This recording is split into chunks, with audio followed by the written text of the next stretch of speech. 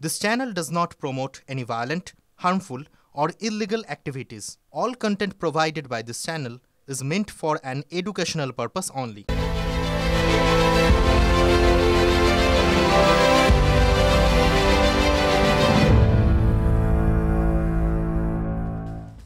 নমস্কার, আমি ঠোঁটকাটা, আমি রাজা চট্টোপাধ্যায়। ডাক্তার, ইংরেজিতে এই পেশাকে বলা হয় নোবেল প্রফেশন। আমরা বলি ভগবান। ডাক্তার আসলে এই ধরাধামে ঈশ্বরের রূপ, এমনই আমরা সাধারণ মানুষ, আম জনতা মনে করি। লালকেল্লার বিস্ফোরণ কিন্তু আমাদের এই বিশ্বাসের জায়গাটায় একটা বিরাট বড় ধাক্কা দিয়ে চলে গেল। এখন তো দেখছি ভুরি ভুরি ডাক্তার জঙ্গি। একজন নিহত এবং 4 জন ধরা পড়েছে, আর একজন আপাতত উধাও, তারও খোঁজ চলছে। জানেন তো, পাশ করা ডাক্তারদের একটা শপথ নিতে হয়। কি শপথ? সেই শপথের নাম হচ্ছে হিপোক্রেটিক ওথ। 14টা বাক্য আছে, পরপর সেই 14টা বাক্য পড়ে যেতে হয় শপথ নেওয়ার সময়। সেখান থেকে আমি মাত্র 2টো লাইন আপনাদের সামনে পাঠ করে শোনাব। ডাক্তারদের বলতে হয়, আমি আমার জীবন মানবতার সেবায় উৎসর্গ করব। মানুষের জীবন অর্থাৎ হিউম্যান লাইফের প্রতি সর্বোচ্চ শ্রদ্ধা এবং নিষ্ঠা দেখাবো। উমর উন নবীও কি এই একই শপথ নিয়েছিল? নিশ্চয়ই নিয়েছিল। সে তো ডাক্তারি পাশ করেছিল, তারপর পেশাও শুরু করেছিল। শপথ নিলেও সে এটা মানেনি, সে কথা রাখেনি, ঠিক উল্টোটা করেছে। এমবিবিএস কথার পুরো মানে কি? Bachelor of medicine, bachelor of surgery. কিন্তু এরা অন্য সার্জারি করতে অভ্যস্ত। আমি ঠোঁটকাটা বলতে বাধ্য হচ্ছি, যারা ধরা পড়েছে, যে মারা গেছে, এই ডাক্তাররা জঙ্গিপনায় এমবিবিএস করেছে, ভগবান নয়। এরা আসলে ভগবানের বেশধারী বা ভগবানের ভেকধারী, যাদেরকে আমরা ভগবান মনে করি, সেই ভগবানের পোশাকে বা ভগবানের বাহ্য রূপে এরা আসলে শয়তান। এই 6টা শয়তানের কথা একে একে আপনাদের বলবো, কে কি ছিল, কে কি করে। দেখুন, ডাক্তার শাহিন শাহিদ, একেই বিস্ফোরণের মাস্টারমাইন্ড মনে করা হচ্ছে। অর্থাৎ এই বিস্ফোরণ এরই মস্তিষ্ক প্রসূত। এখনো পর্যন্ত যা তথ্য প্রমাণ পাওয়া যাচ্ছে তাতে তাই গোয়েন্দারা মনে করছেন। হরিয়ানার আল ফালাহ বিশ্ববিদ্যালয়ের ডাক্তার, লেখাপড়াটা দেখুন, ফার্মাকোলজি বিভাগের অ্যাসোসিয়েট প্রফেসর, অর্থাৎ তিনি চিকিৎসক এবং একই সঙ্গে অধ্যাপনা করতেন। শাহিন, যে এই টেরর মডেলের ধৃত একমাত্র মহিলা চিকিৎসক, সে চিকিৎসক হলেও মুখোশের আড়ালে গোটা উত্তর এবং উত্তর পশ্চিম ভারতে জঙ্গি সংগঠন বা টেরর মডেলের নেটওয়ার্ক তৈরির কাজের দায়িত্বে ছিল। সম্প্রতি জৈশে মোহাম্মদের প্রধান মাসুদ আজহার, তিনি বলেছিলেন যে নিজেদের মহিলা ব্রিগেড তৈরি করবে, এবং মহিলা ব্রিগেড তৈরি করে মূলত যে ভারতের বিরুদ্ধে জিহাদ ঘোষণা করেছিলেন, তারই কি অন্যতম অঙ্গ হিসেবে শাহিনকে এখানে নিযুক্ত করা হয়েছিল। তালিকায় দ্বিতীয় ডাক্তার মুজাম্মিল শাকিল। শাহিনের প্রেমিক মুজাম্মিল কাশ্মীরের পুলওয়ামার বাসিন্দা। এও হরিয়ানার আল ফালাহ বিশ্ববিদ্যালয়ের ডাক্তার এবং ফিজিওলজি বিভাগের শিক্ষক। এবার তৃতীয় জনের কথায় আসি। তৃতীয় জন ডাক্তার উমর উন নবী, লালকেল্লার আত্মঘাতী জঙ্গি। মুজাম্মিলের মতোই কাশ্মীরের পুলওয়ামার বাসিন্দা সেও। হরিয়ানার আল ফালাহ বিশ্ববিদ্যালয়ে জেনারেল মেডিসিন বিভাগের অ্যাসিস্ট্যান্ট প্রফেসর। লেখাপড়াটা দেখুন।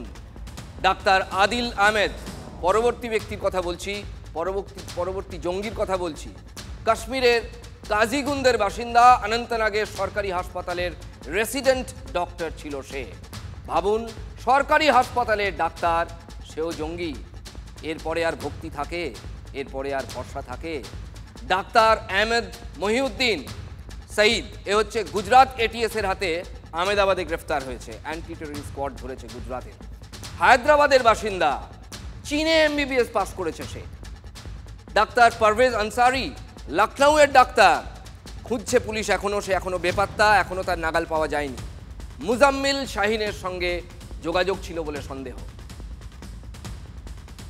মুজাম্মিল মূলত কাজ করত জঙ্গিদের কাছে বিভিন্ন বার্তা পাঠানোর, অস্ত্র কোথায় কোথায় পাঠানো হবে, কোথায় থাকবে, এবং সেই টেরর মডেলের যারা সদস্য তারা কিভাবে গোটা সিদ্ধান্ত ইমপ্লিমেন্টেড বা বাস্তবায়িত করবে, সেই দায়িত্ব মুজাম্মিলকে দেওয়া হয়েছিল।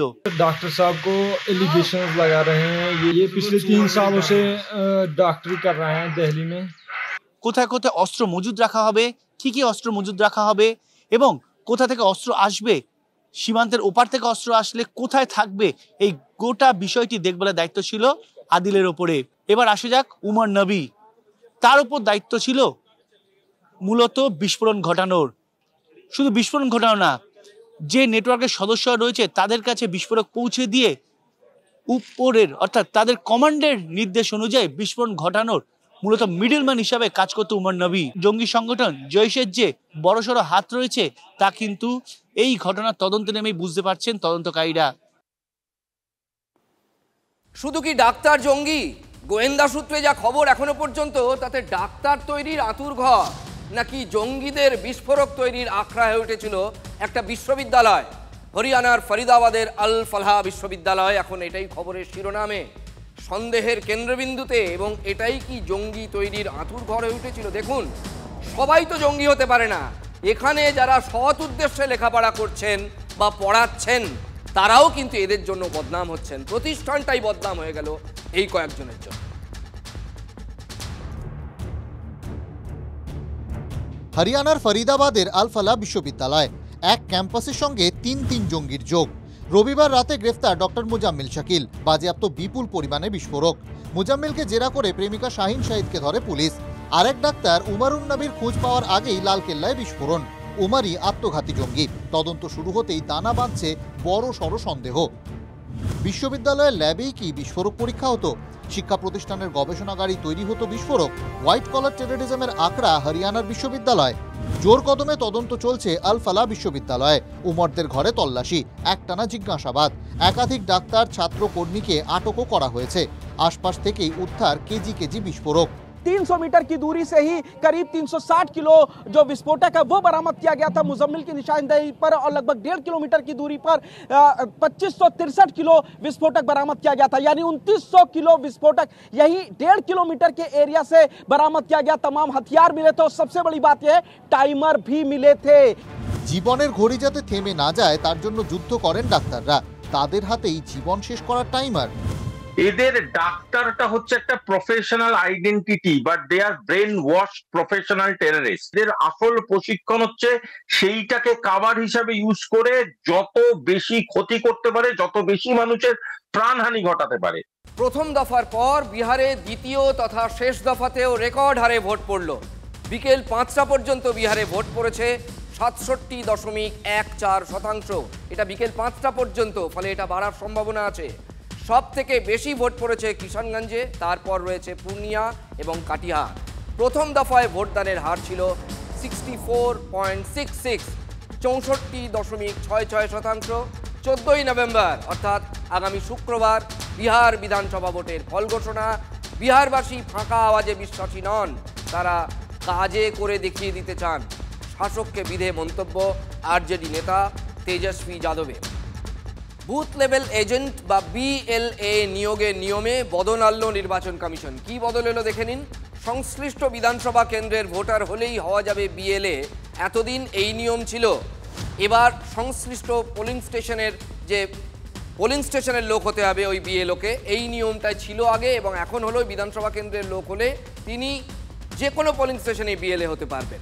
এবার এই পরিবর্তনটা আনা হলো। এছাড়াও নবনিযুক্ত বুথ লেভেল এজেন্টকে সংশ্লিষ্ট কেন্দ্রের খসড়া ভোটার তালিকা খতিয়ে দেখতে হবে। শুধু তাই নয়, মৃত বা স্থানান্তরিত ভোটারদের নাম চিহ্নিত করতে হবে। BLA নিয়োগের নিয়মে বদল আনল নির্বাচন কমিশন। বুথ লেভেল এজেন্ট নিয়োগের নিয়মে বদল আনল নির্বাচন কমিশন। সংশ্লিষ্ট বিধানসভা কেন্দ্রের ভোটার হলেই হওয়া যাবে BLA। আগে সংশ্লিষ্ট পোলিং স্টেশনের BLA নিয়োগ করা হতো, অর্থাৎ একটি নির্দিষ্ট পোলিং স্টেশনের যদি তিনি ভোটদাতা হন তাহলে সেখানেই তাকে BLA হিসেবে জায়গা দেওয়া হতো বা নিয়োগ দেওয়া হতো। এবার সেই নিয়মে বদল আনা হলো।